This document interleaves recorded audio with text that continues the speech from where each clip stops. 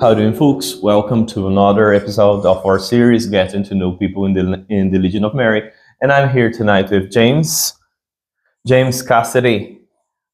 If you don't mind me asking, brother, how old are you? I am 42. 42. Yes. Great. And who is James Cassidy? Well, it's a deep question, Gustavo. It's a question I ponder often at 4 a.m. on dark mornings. No. I can tell you well. I mean, I'm born and brought up as a Catholic here in Belfast. Born and bred in Belfast? Yes, indeed. So I would maybe say that is my sort of identity. That's really where I've come from, and yeah, I mean, I've had a few times really living away from Belfast, but seem to sort of come back in. Sort of can't get away. Fair play. So you were raised as a Catholic here in Belfast? Yes. I was sort of brought up in a very sort of normal kind of faithful sort of Catholic home, and then I suppose that I was someone like an example of somebody who had say phases, when you're sort of in your teenage years, and you can have different sort of influences coming in to your life, and so I suppose I like a lot of people you meet, say in Legion of Mary or different organisations now. So I had say years in teenage years, where I was kind of turning against Catholic faith, sort of, big influence from outside and questioning and sort of trying to find a different way, different sort of meaning of life, and a different whole way of living. What sort of age you were by this time you were questioning? Yeah, I was maybe 16, 17, 18. That's sort of. And how long were you sort of away from the faith, trying to find something better? I was probably about 2 or 3 years. I mean, I know sometimes you hear these sort of stories, conversion stories, of someone who went out and robbed the bank, or something. I mean, I'm afraid I don't have anything too so exciting to say about it all. I mean, I didn't commit any ghastly crimes of any sort, but no, I was I just sort of fell away from faith, and but I'm probably but because the faith wasn't strong enough, it wasn't really enough sort of deep roots maybe in there, and maybe I had to sort of discover it anew and be really really sort of planted. I'll use that expression. What brought you back? I think well, I suppose I was experiencing a little bit of just the kind of the darkness of life without God, the darkness of life without Christ, and I mean, when you're you can sort of try to make it out as if everything's okay, and you've got this whole new sort of way of living, but there's always that kind of sense of emptiness, I think, without God. If I think there was like a memory in me, of how the Catholic faith had, given me a real sort of a roadmap in life, and a real sort of guide and consolation, and and then when you miss that, you sort of think, well, hold on, what have I done? So it was more or less like the prodigal son. You went inside yourself and you found yourself in misery, and you wanted to get back to the Father's house, something like that, or by influence of some people or some organization. or were just by yourself? Well, I mean, I could say I'm a prodigal son. It's funny. Maybe when you're younger, you feel like a prodigal son. And then as you get older, you have to watch in case you start talking like the older son. You have to watch that. But I think maybe I was a bit like that. So I probably did have to maybe just I was on my own maybe at first, sort of trying to find my own way back in to the church. And then I was maybe going through like maybe a couple of different prayer groups here and there. Right. The prayer groups are quite helpful at times and taught me and sort of helped me along a bit. But I suppose then it was when I was about 25 or so that I was invited to join the Legion of Mary. Right. So that was a landmark, Very good. That was more or less 10 years, 9 years after you start questioning, and you were invited. And so let's go on this Legion of Mary questions, if you don't mind. Then, when did you join the Legion of Mary? Yeah, so it was sometime in the 2000s. There 2007, 2006, something like that. So it was really I joined it through. I suppose had this sort of priest who I knew, and I was sort of saying to him, I'm sort of wanting to be part of something and join something, and so I was looking maybe for a bit of guidance, Was it a priest who invited you? It was actually, yeah, actually was. So he said, sort of thought for a minute, and he says, "Oh, I know Morning Star Hostel, Lisa and Mary are in there doing work and everything, and I think you would like it, James." So I was like a good Catholic, I was obedient to what the priest was sort of suggesting to me, and I mean, so that was it. Really, that was how I started. Right. Okay. And what do you do today in the Legion? Well, I mean, I've sort of always been in the Morning Star Praesidium, right? Working in the Morning Star Hostel there in Belfast, and I've had like maybe time when I was away for a few years, but I came back and I'm back in it again, and so it's always been that it's we go in and we're sort of just doing things with the men who live in the hostel. We're just getting to be a chance to talk to them and sort of share your sort of life story, and they'll tell you about their lives, and then you can sort of share your faith and all kinds of conversations sort of come up, and with prayers, with the mass, so it's it's always been a great thing, in my life. It's really meant a lot to me.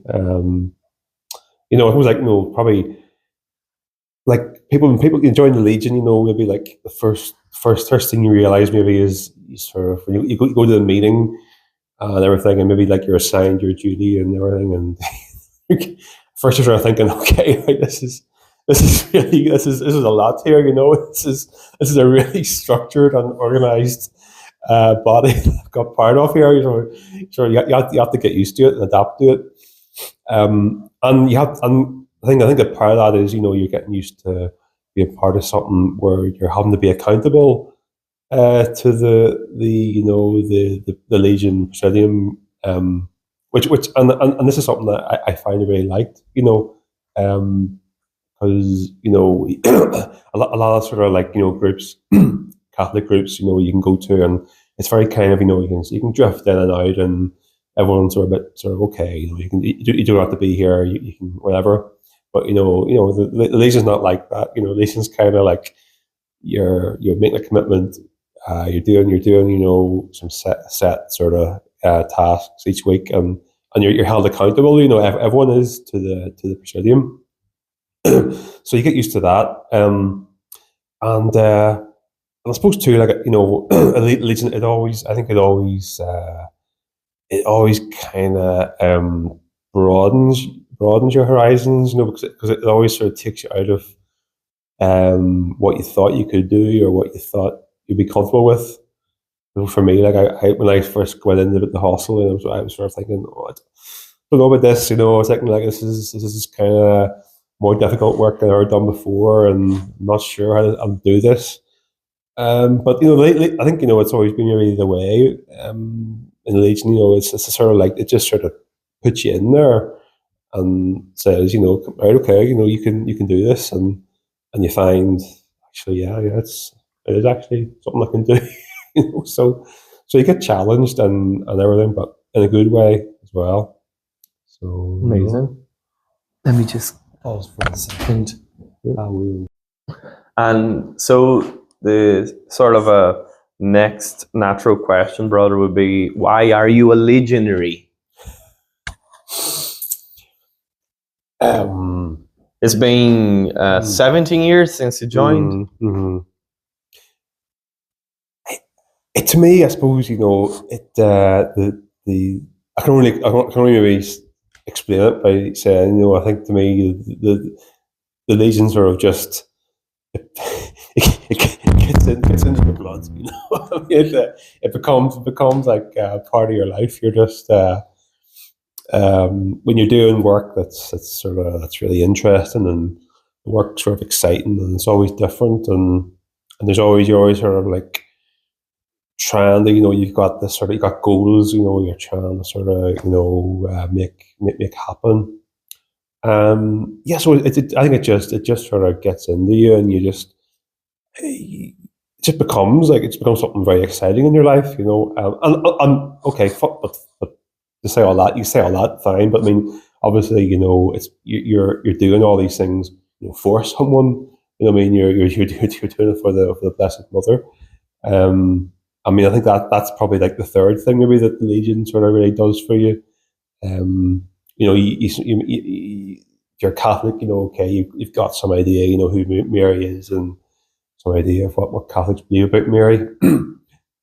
but the Legion definitely sort of it turns your whole kind of between you and Our Lady, like, it becomes this sort of, it's mother and son. It's like she's, you're the mother, she's the teacher, and she's sort of guiding you and molding you, and so and it changes. It really changes your whole prayer life. It changes the way you live probably as well. Just because that it's like, as Frank Duff taught the Legion Mary, that basically, Mary is, kind of the mother of all souls.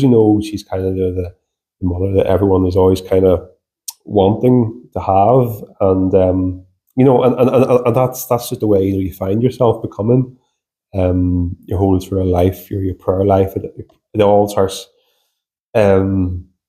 She's the one who really is guiding you and assisting you along the way. So that's a big thing, really. So do you think this last 17 years has not been wasted? You think, would you do it over again if you had a chance to go back 17 years and you would join the Legion and you do the things you did? Oh, without a doubt. Without a doubt. I mean, I wouldn't have believed that there was an organisation that in the Catholic Church that gave you the kind of the freedom to do all these things. It gave you the sort of the ability to do it all. And the reason it really listen, it's so kind of like so broad in a way too, because there's so much in say the Legion Handbook that we all read every week, and we're all sort of studying every week.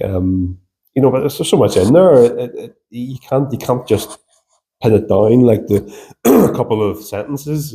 It goes out. It goes everywhere. In a good way.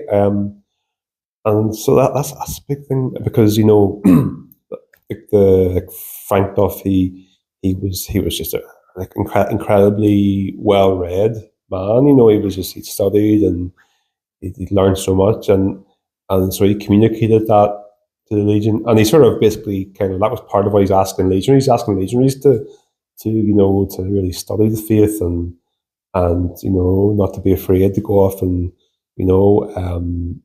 take on whatever. And I suppose that's been a thing for me, where another part of my life, say, I'm in the the lay Dominicans or third order Dominicans. So the Dominican life, with all its emphasis, it's like it's studying, reading and trying to sort of understand Catholic, theology and teachings, and I find that the Legion and the Dominicans, it goes together. I was going to ask you that if they ever clash on the teachings or on some aspects. No. There's never been like a Dominicans say go and do this. The Legion of Mary says and do that instead, right? No, I mean, not at all. I've always found that you say if you go around like legionary, say across the world, you seem to find there's the Dominicans, the spiritual directors, and everything. I think it's probably because the Dominicans have always been very much devoted to Our Lady. From the beginning. St. Dominic, obviously, onwards. It's that she's been the heart of the Dominican order, and I think that's was a Dominican who was directly opposed to the Franciscans in relation to the Immaculate Conception, wasn't it? Okay, right. So you ask difficult questions, Gustavo. Okay, right, yes. And they were right after all, so very good. So we are on the same side, the Legion and the Dominicans. I know. Well, I know it's I know what you're saying there. It's because that back then, the early sort of like medieval times. I mean, obviously, like the things like the Immaculate Conception. You had say like St. Thomas Aquinas, who he was teaching something that it's actually when you read it, it's very, very, very close to the Immaculate Conception as we understand it, but it's not quite. But that was because hardly anybody in that time sort of really believed it. But obviously, then one of our great Franciscan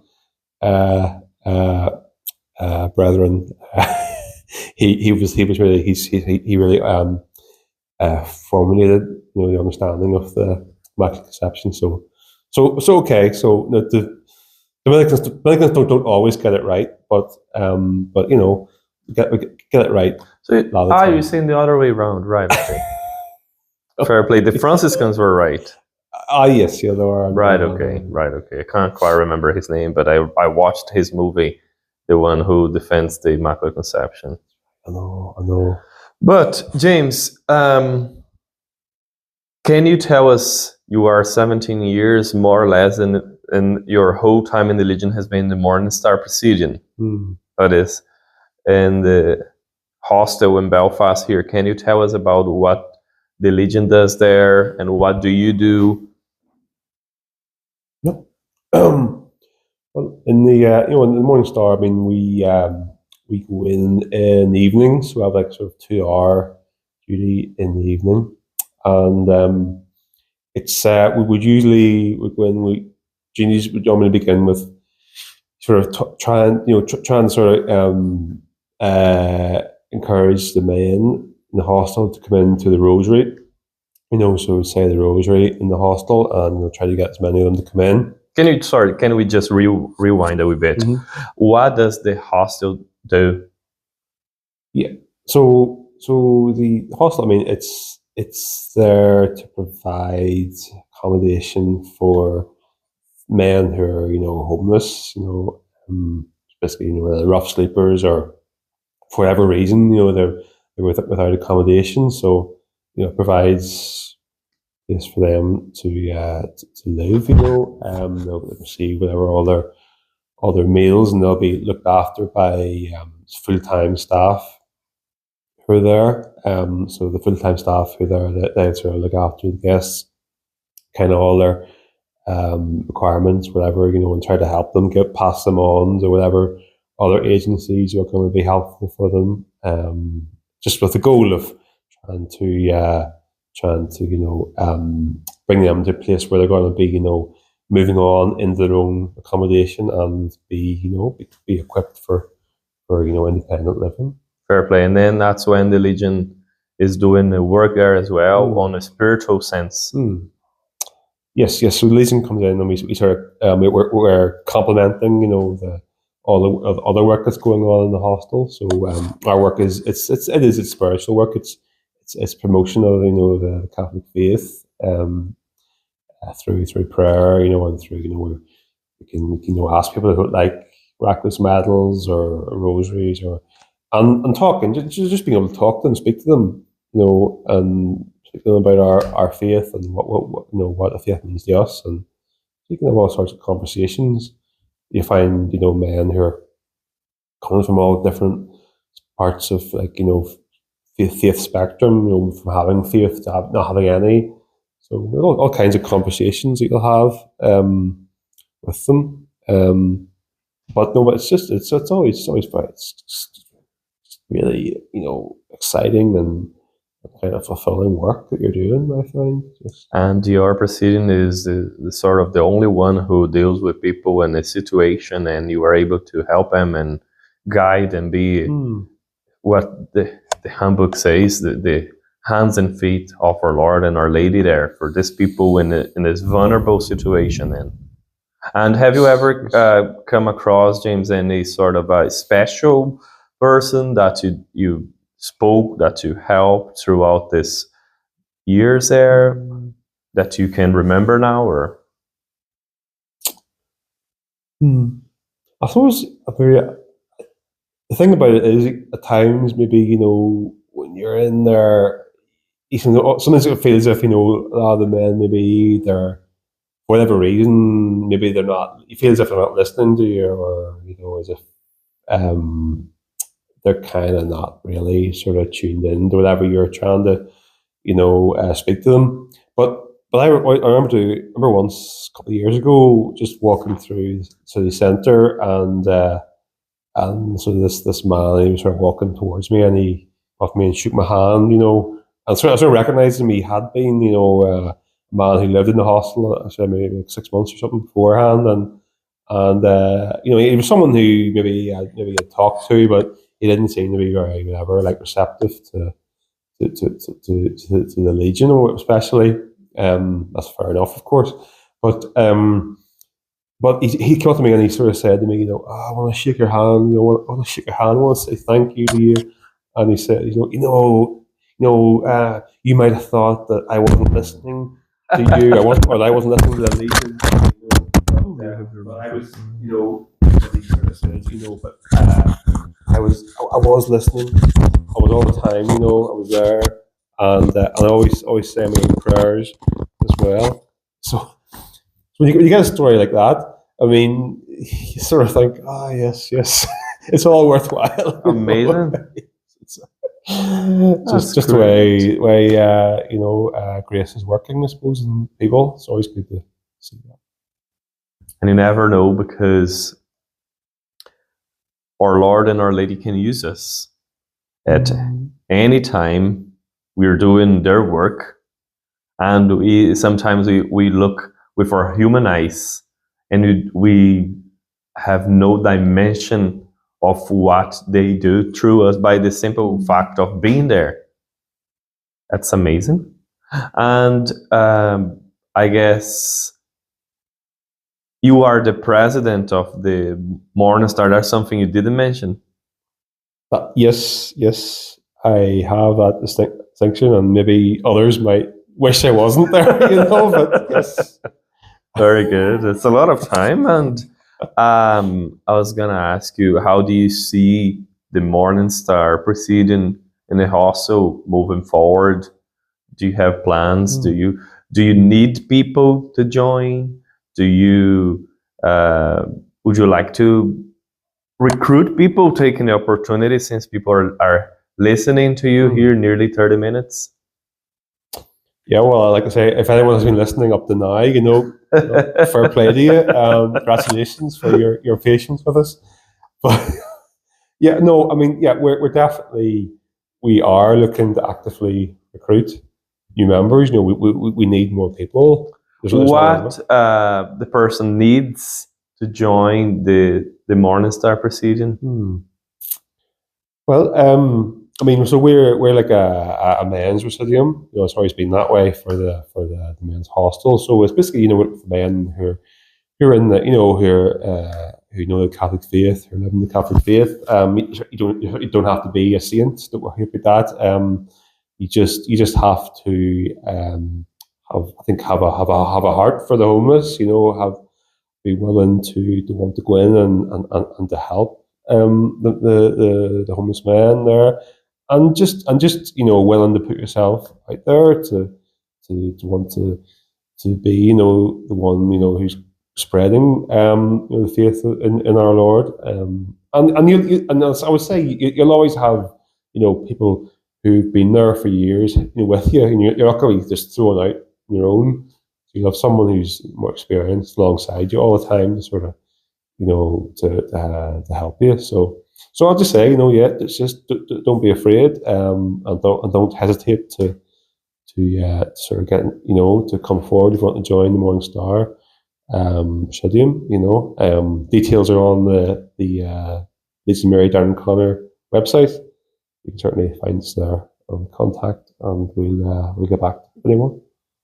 Perfect. Yeah. And in relation to let me try to sort of get back to the first question I made. Who's James Cassidy? And you spoke about your sort of a life growing up in Belfast, and you moving a wee bit away from the faith, getting back to the faith, joining the Legion when you were 25, being there for 17 years, and you are part of the Third Order of the Dominicans as well. And how would you see yourself in a spiritual sense, and that could serve as inspiration, like to other people? What are your goals in life? What do you do, like in a sort of a weekly basis, talking study, talking meetings, talking the Legion commitments? Well, I suppose I can only say of myself, that I'm a sinner, like most of the human race, or all the human race, but someone who's who has come to know God, and God's been very patient with me, through along. He's been sort of chipping away at the block, trying to sort of bring out the masterpiece, and it's been hard rock for him to sort of work with, over the years. But I don't know, he's been with me, and so I mean, I would just say, well, I mean, I'm sort of a very ordinary person. I think I have a sort of like an ordinary sort of 9-to-5 job, and like obviously there's like many things that other people like, but I was just for a long time I've just been wanting to sort of just dedicate as much of my life as I can to our faith, to making our Lord and Our Lady sort of known as they should be known. So that's that. I try very hard to make that a driving force in my life, and that's what the Legion helps you to do, I think. Fair play. Yeah. Very humble in your answers. Oh, wow.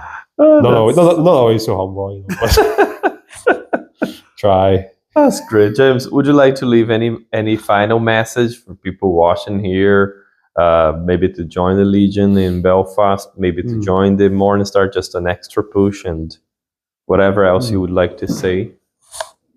Well, I mean, I'll only say, you know, that in all the years I've been in the Legion, that it's given me a whole load of great opportunities, opportunities to sort of like to test myself and to sort of push beyond what I thought I could do. You know, you can go out, you meet all kinds of people, meet, you know, everyone in the Legion here in Belfast and beyond. So and it's just so great to come to know so many people who are just good and very holy people. And I know that everyone is sort of working in the same you know organization, and we're sure that we're going for the same goals, and we know that we're all, you know, sort of, you know, people who fail and get it wrong, but we get ourselves back up again, try again, and just that. I think that is, I would say that to people, you know, that the Legion really gives you opportunity to grow, you know, as a person. That's all I'd say. Amazing. Thanks very much, brother. Thank you, Gustav.